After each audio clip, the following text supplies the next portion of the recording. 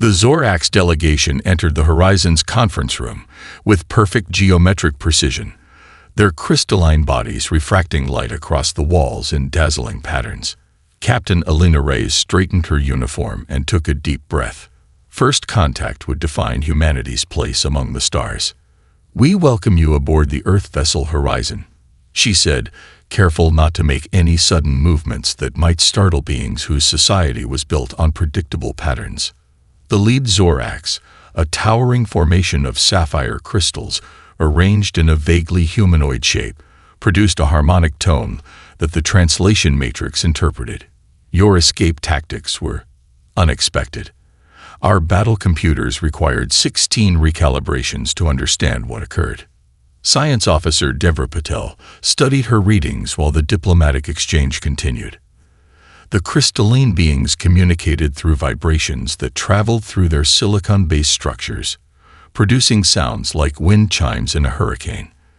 Meanwhile, outside the viewports, the organic vessels of the Peltha maintained a wary distance, their tentacle-like appendages pulsing with bioluminescent signals.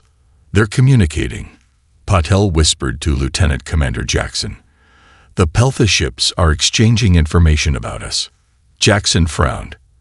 "Are they planning to attack again?" "I don't think so," she replied. "The patterns suggest confusion, maybe even concern." Across the table, the Zorax ambassador tilted what passed for its head.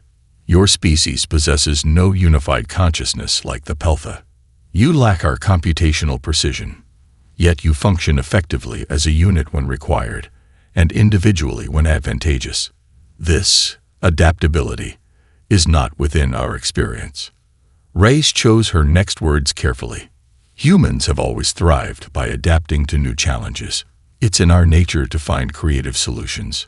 "Creative," the Zorax repeated, crystals shimmering with what might have been amusement, "a concept the Peltha consider dangerous, and we find inefficient.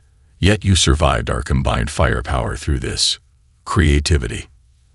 As the diplomatic discussions continued, Patel slipped away to the science lab, where she analyzed data from both alien fleets. What she discovered sent a chill down her spine. According to ship markings and energy signatures, these two species had been engaged in the same tactical formations for over 3 centuries. The war had become ritualized, predictable, nearly devoid of innovation or strategic evolution. "Captain," she reported later in Raya's private quarters, "both species have been fighting so long they've forgotten how to do anything else. Their tactics haven't evolved in hundreds of years. They've reached a stalemate that's become the foundation of their civilizations." Reyes stared at the star map, where thousands of alien worlds glittered. "And we just disrupted that balance." "Not just disrupted," Patel said, displaying her findings. "The Zorax have already begun incorporating elements of our evasive maneuvers into their flight patterns. The Peltha bioships are undergoing accelerated mutations that mimic our communications array." "We've become a catalyst," Reyes whispered. The ship's comms chimed. The Zorax High Command requested an official alliance with Earth, while long-range sensors detected Peltha scout ships already en route to the Sol system. Humanity's age of isolation was over. The galaxy had noticed them, for better or worse. And as Captain Reyes drafted her report to Earth's leaders, she couldn't shake the feeling that humanity had unwittingly stepped into a war that had been waiting for them all along. Dr. Marcus Chen rubbed his temples as the neural interface headset powered down. The laboratory beneath Geneva headquarters hummed with activity as technicians analyzed the failed connection attempt. The rejection was instantaneous, he explained to Admiral Okafor, projecting holographic brain scans onto the briefing table. "Their technology expects crystal lattice thinking patterns. Our neural pathways operate differently." Admiral Okafor studied the projection with narrowed eyes. "Different how, exactly?" "It's quantum perception," Chen said, highlighting sections of the human brain scan. Earth's higher background radiation created selection pressure for neurons that can detect quantum probability fluctuations. The Zorax evolved without this capacity. To them, reality is fixed and predictable. To us, it's a sea of possibilities. Their discussion was interrupted as emergency klaxons blared. The wall screens flickered to life, showing Mars colony under attack. Peltha bioships descended through the thin Martian atmosphere, their organic hulls rippling as they adapted to the defensive fire. They predicted our alliance with the Zorax, Okafor whispered, watching as the colony's outer dome fractured. Emergency force fields activated, containing the breach, but it wouldn't hold for long. The Zorax ambassador entered without announcement, its crystalline body vibrating with urgency. You now see the truth of Peltha aggression. They seek your extinction because your unpredictability threatens their collective consciousness. The being's harmonics shifted to what the translation matrix identified as formal tones. The Dominion offers official alliance. We need not share understanding to share survival. 12 hours later, Lieutenant Sophia Novak stood at attention aboard the Zorax command vessel Geometric Harmony, trying not to wince as crystal formations grew around her boots, securing her to the deck.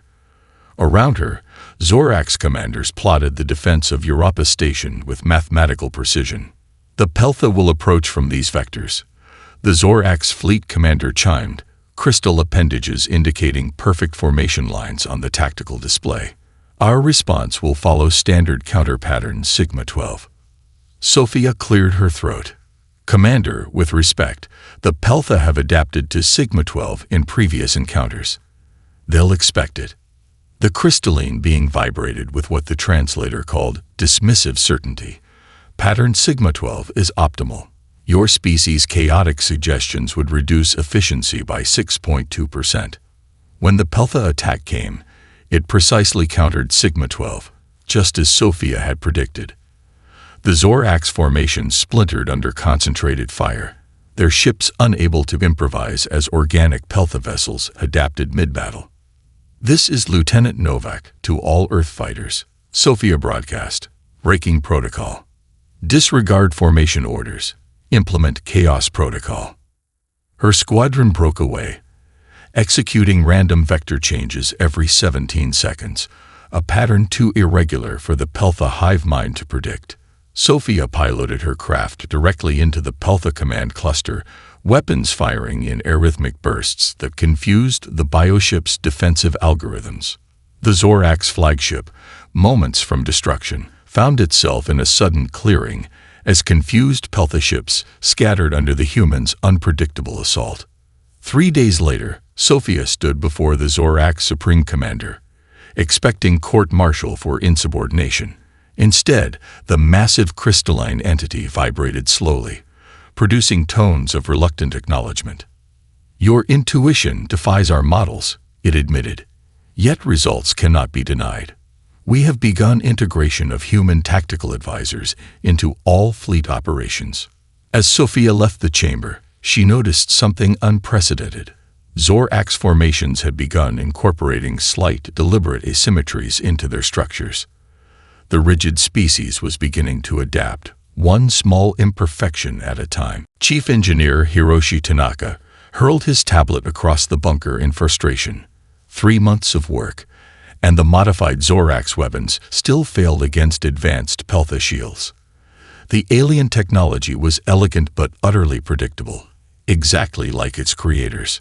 The problem is the consistency, he muttered, rubbing his bloodshot eyes. Every weapon fires the same energy pattern every time. His gaze fell on his daughter's kaleidoscope, a gift from before the war.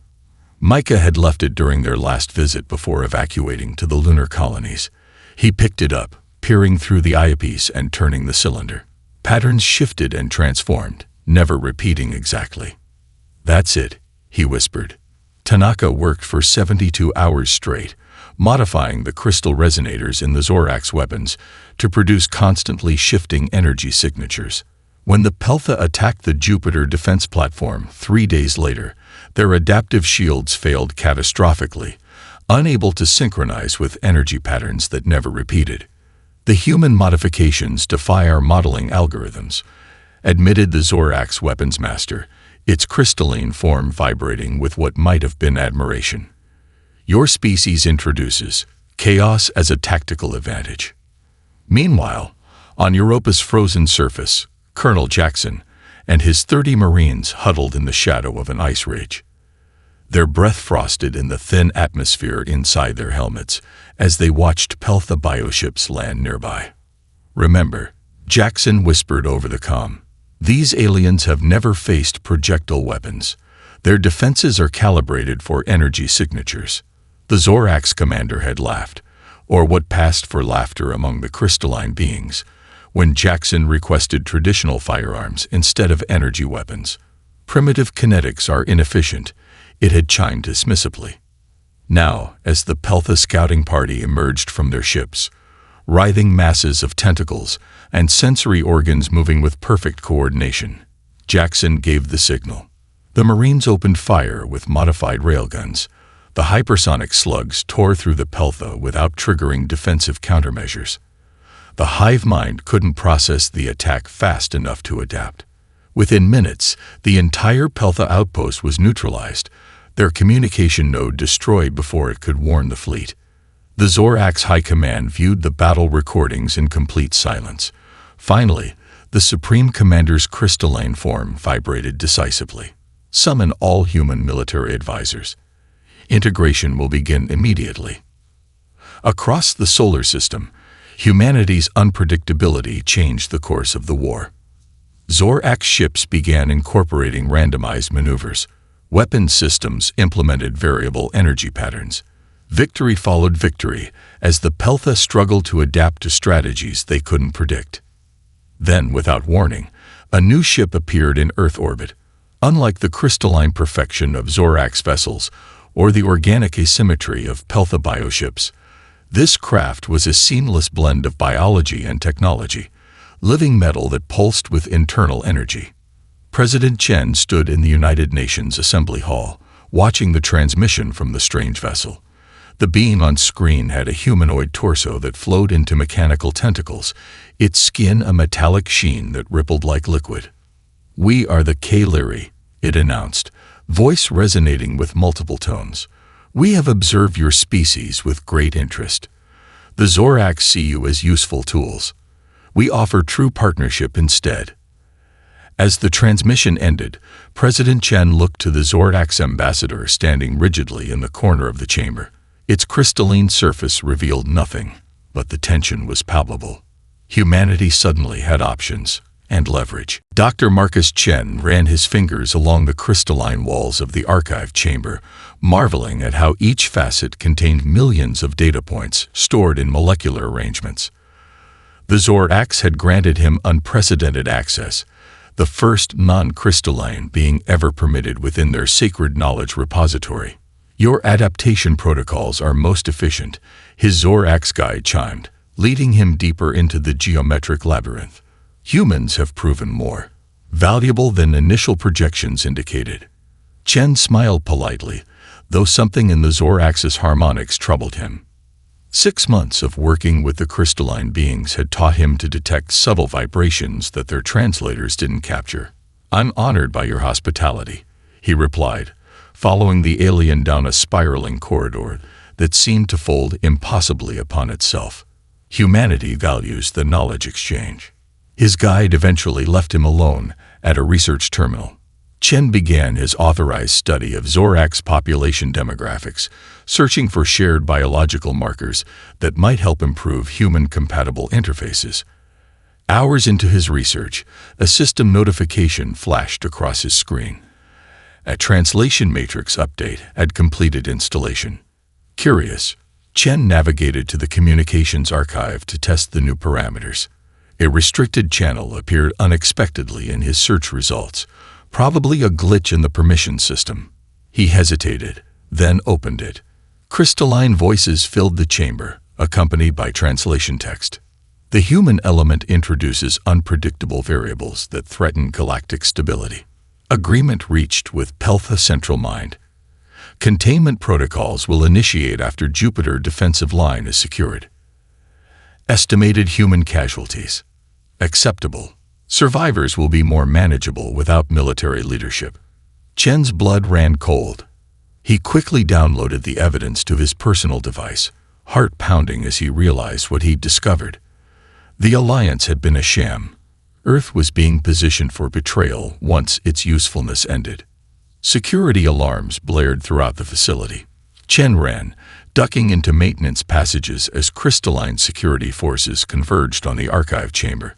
He managed to transmit a fragmented warning to Earth before crystal shards embedded themselves in his leg, bringing him down. Light years away, Commander Elena Reyes stood on the bridge of the battle cruiser Defiance, listening to Chen's desperate message before it cut to static. "It's a trap," she told her officers, face grim. "The Zorax and Peltha have agreed to eliminate us once we've helped them secure the Jupiter line. We should wait for confirmation from High Command," her executive officer cautioned. Reyes shook her head. Chen wouldn't risk sending this unless he was certain, and he's never coming back unless we get him. "The Zorax will expect us to follow protocols," she continued, studying the star map. "So we won't. Navigation. Plot a course through the Orc cloud. We'll approach from the system's edge where their sensor net is weakest." "That's suicide," her tactical officer protested. "Even if we reach their territory, we'd be outnumbered 100 to 1. "Exactly," Reyes smiled grimly. "They'll never expect it." The Defiance vanished into the darkness of the outer system, executing a rescue mission so reckless that Zorax defense systems classified it as tactically insane and initially failed to respond. By the time the crystalline fleet mobilized, Reyes had already extracted Chen and the evidence from their most secure facility. As the Defiance limped back to Earth, President Chen addressed an emergency session of the United Nations. Planetary defense systems activated worldwide as the truth became clear. Humanity now faced a united front of the galaxy's two most powerful forces. "We came seeking friendship," the president concluded, "but found only fear of our potential. Now we must find allies who respect what makes us human." The renovated International Space Station gleamed against Earth's blue backdrop as delegates from 8 species gathered in the newly constructed Alliance Chamber. President Chen stood at the center, surrounded by beings most humans had never seen before the war began. The avian Thraxel ambassador rustled his iridescent feathers as he signed the coalition document with a talon dipped in ceremonial ink. "For 7 centuries, we hid in nebula clouds to escape Zorax mining operations," he chirped. "Today we emerge from the shadows." The aquatic Meridian representative followed, her translucent body pulsing with bioluminescent patterns. "The Peltha harvested our ocean worlds for bioship components," her translator conveyed. "We bring biological sciences developed in secret over millennia." One by one, representatives from 5 other species added their marks to the document. Each had suffered under the major powers and brought unique technologies and abilities developed in hiding. The Kaleri delegate, a seamless blend of living metal and organic tissue, completed the circle. "The Terran Coalition is born," President Chen declared, his voice broadcasting across Earth and to colonial outposts throughout the solar system. The celebration was short-lived. Within weeks, combined Zorax-Peltha forces pushed through the outer colonies, their coordination unnervingly effective. Admiral Okafor reviewed casualty reports in her quarters aboard the flagship Humanity's Hope, each defeat weighing heavier than the last. A chime at her door interrupted her dark thoughts. Dr. Isabel Torres entered without waiting for permission, her eyes wild with excitement and exhaustion. "It works," she announced, placing the small device on Okafor's desk. The metallic disc pulsed with a subtle blue light. "We've adapted our neurological quantum perception into a communications network." Okafor raised an eyebrow. "Explain, Doctor." "Humans perceive quantum probability fluctuations," Torres said, words tumbling out rapidly. "We've harnessed that ability into a communications system that operates through quantum entanglement. Instantaneous, undetectable, and impossible for the Zorax or Peltha to intercept because they literally cannot perceive the frequencies we're using." The technology transformed the war within months. Coalition ships moved with unprecedented coordination, executing complex strategies across vast distances without detectable communication signals. The enemy couldn't predict what they couldn't detect.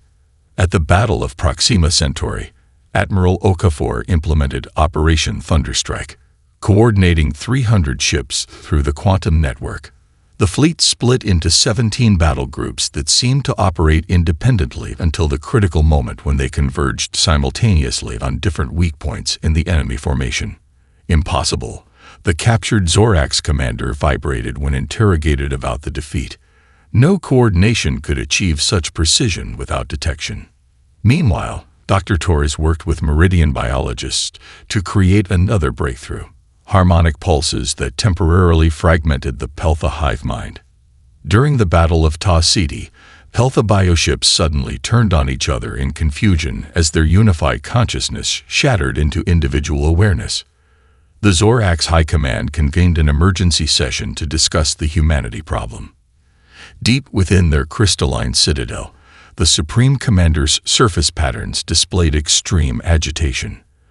They were supposed to be predictable. It vibrated to the assembled commanders, a useful, temporary tool.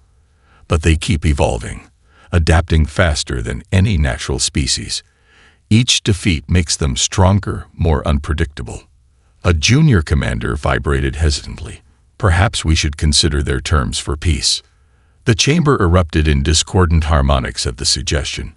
The Supreme Commander's final harmonics silenced them all. No. Deploy the planet killers. What cannot be controlled must be eliminated. Fleet Commander Sofia Novak watched in horror as Proxima Prime shattered on the main view screen. The Zorax planet killer beam cut through planetary defenses like they weren't there, striking the core and fracturing the world from within. Billions of lives extinguished in moments, the debris field already forming an unnatural asteroid belt. New Terra is next, her intelligence officer reported grimly. 12 million refugees, Commander. Transit ships can evacuate perhaps 2 million before the Zorax fleet arrives. Sophia closed her eyes briefly, feeling the weight of command press down on her shoulders. Her carrier, the Defiance, was the only capital ship within range to defend the colony. Even with its combat upgrades and accompanying frigates, they faced impossible odds against the approaching Zorax armada. A priority transmission from Earth interrupted her thoughts. President Chen's face appeared on her private screen, looking haunted but resolute. Commander Novak, authorization code Prometheus Omega-7. Sophia felt her blood run cold. Sir, the Prometheus protocol is... I know exactly what it is, Commander. Chen cut her off. The implementation is voluntary only. Make that absolutely clear to your personnel. After the transmission ended, Sophia stared at the sealed orders bearing the presidential authorization code. The Prometheus protocol had been developed as an absolute last resort, a neural enhancement procedure that directly connected human minds with quantum navigation systems. It granted pilots unprecedented tactical awareness, allowing them to perceive threat vectors and response options before they materialized. It also caused irreversible neural degradation after 6 hours. 2 hours later, 200 pilots gathered in the Defiance's main hangar bay. Medical teams stood ready with neural interface equipment as Dr. Torres herself addressed the assembled group. I helped develop this procedure, Torres said, her voice steady despite her obvious exhaustion. I need you to fully understand the consequences.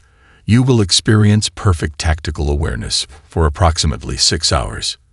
You will perceive reality differently, seeing possibilities before they manifest. After that window closes, neural pathways will degrade irreversibly. She paused, looking across the faces of the pilots. There is no cure, no reversal. You are being asked to sacrifice your future to save millions. Commander Novak expected hesitation, fear, perhaps even refusal. Instead, every pilot stepped forward. Captain Lam Chen, no relation to the president, but one of Sophia's best squadron leaders, spoke for the group. New Terra is home to children from every coalition species. Our families. Our future. We volunteer. The Battle of New Terra entered legend as the Enhanced Human Squadron, naming themselves the Falling Stars, performed maneuvers that defied physics as understood by the Zorax. Pilots predicted enemy movements before energy signatures even indicated direction changes.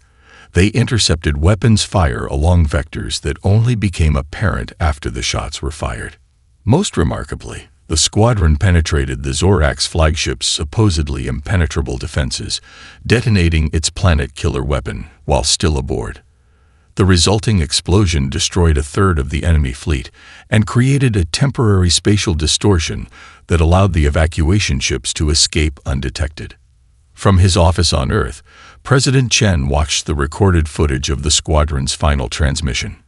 Captain Chen's face filled the screen, his eyes already showing signs of mineral degradation, but his smile peaceful.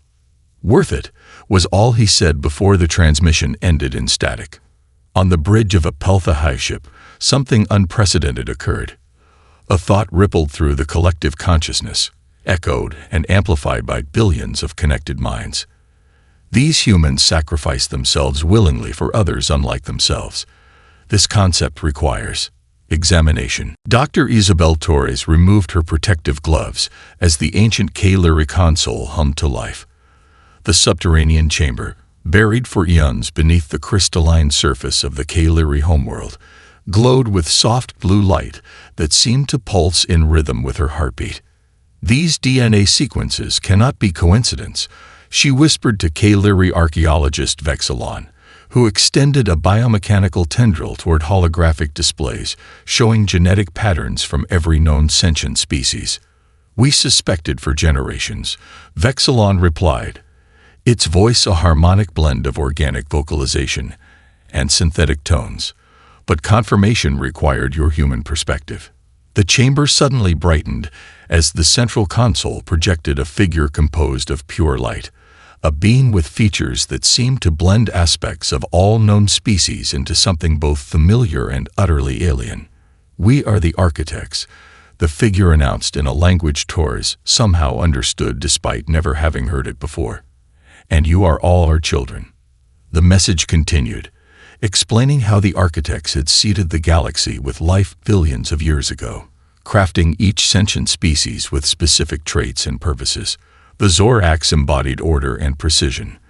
The Peltha represented unity and collective wisdom. The K-Lyri balanced biology and technology in perfect symbiosis. "And humans?" Torres asked, though she knew the projection was merely a recording. As if responding to her question, the figure turned toward her. "Our final creation carries the seed of unpredictability, the capacity to evolve beyond their programming. When all else fails, when evolution reaches stagnation, the humans will prevent entropy from claiming our legacy." Torres transmitted the discovery across the quantum communication network, its implications rippling through coalition space within hours. On Zorax worlds, the religious caste received the information with catastrophic results. Crystal ships began firing on each other as fundamentalist factions declared humans either divine catalysts to be revered or dangerous abominations to be destroyed. "The crystalline orthodoxy has splintered," reported Admiral Okafor during an emergency coalition meeting. "Half their fleet is engaged in civil war." More surprising was the response from Peltha territory. Across their worlds, something unprecedented occurred. Individual minds began to awaken within the collective consciousness. The first breakaway hive declared independence under the leadership of an entity calling itself X427. "Our supposed unity was artificially imposed," announced the Peltha separatist leader, its transmission reaching coalition outposts. "The architects designed us for collective thought, but not at the expense of individual awareness. We seek alliance with humanity." Amid this chaos, Earth's War Council convened to determine their next move. Military leaders pushed to exploit the enemy's division and claim total victory for humanity. "We've suffered enough," declared Admiral Okafor, pointing to projections of destroyed colonies. "The galaxy should be remade under human leadership." Newly elected President Maya Lindbergh listened silently until all had spoken. Rising from her chair, she approached the central hologram showing the fractured territories of their former enemies. "Consider what we've learned," she said quietly. "We were not designed to conquer but to inspire change. I propose a different path, a galactic concord offering all species equal representation and self-determination. Admiral Okafor slammed his fist on the table. After everything we've sacrificed, you give them equality. Lindbergh met his gaze without flinching. That sacrifice wasn't made for conquest, Admiral. Our people died protecting the principle that all life has value. She gestured to the hologram where Peltha separatists and Zorax reformists were already reaching out for dialogue.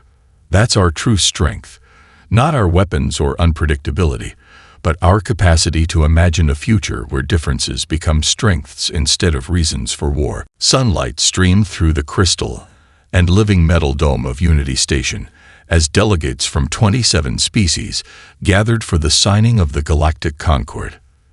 The space station orbited Epsilon Eridani, a neutral star chosen for its position at the borders of former Zorax, Peltha, and human territories. Captain Elena Reyes, who had made first contact aboard the Horizon years earlier, adjusted her formal uniform as she prepared to represent Earth. The negotiations had taken 3 grueling years, with moments when it seemed the fragile peace would collapse entirely. Her face now bore scars from a dozen battles, and her left hand had been replaced with a K-Leary biomechanical prosthetic after a Zorax boarding action. Captain Reyes. A crystalline voice chimed behind her. She turned to face High Resonator Tylax, head of the Zorax delegation. Once her enemy, now a cautious diplomatic partner.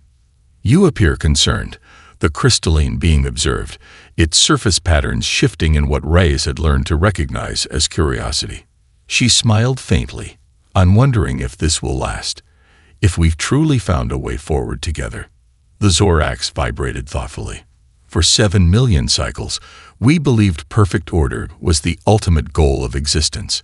Your species taught us that adaptation requires flexibility. The crystal being's patterns formed the Zorax equivalent of respectful acknowledgement. A difficult lesson, but necessary. Across the chamber, X-427, leader of the liberated Peltha factions, engaged in animated conversation with Meridian diplomats.